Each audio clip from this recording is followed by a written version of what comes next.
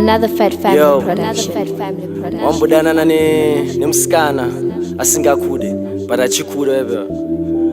You talk to the chick, you tell her exactly what you unoka love emwe but kanika chiramba but deep inside kanika shtuda be. Akasatotaura newe pafoni ngoshtori wadziwa same naye futi be. Pafuwa nochino pamoyo OTS hanzi uri kure ukadzoka pamwe yes kanondida asikanonyara kanondida asikanonyara papungwa nochino pamoyo OTS hanzi uri kure ukadzoka pamwe yes kanondida asikanonyara kanondida asikanonyara. Girl of my heart rudondo kutiza I'll never leave you andimbo kutiza ndosaka ndafona ndombo kuona ridziwe musha you are the owner girl of my dream shondo murota nengamunetsa shondo popota girl yes I miss you nefondo ndakoto kandiramba pafoni nindo ndapopota papungwa nochino pamoyo OTS hanzi uri kure ukadzoka pamwe yes kanondida asikanonyara kanondida asikanonyara papungwa nochino pamoyo OTS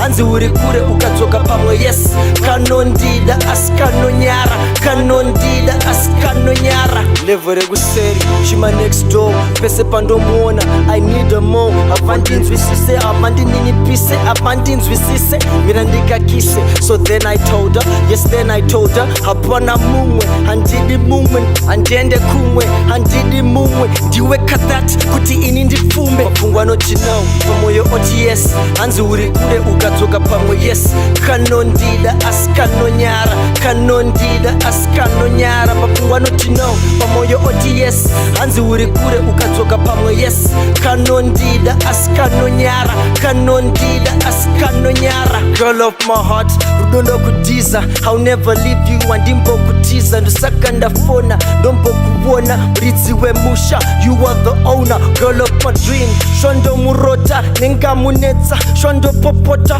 girl yes I miss you nefondo ndakodo kandiramba pafoni nindo ndapopota papungwa nochino pamoyo OTS hanzi uri kure ukadzoka pamwe yes kanondida asikanonyara kanondida asikanonyara papungwa nochino pamoyo OTS hanzi uri kure ukadzoka pamwe yes kanondida asikanonyara kanondida asikanonyara papungwa nochino pamoyo OTS hanzi uri kure ukadzoka pamwe yes kanondida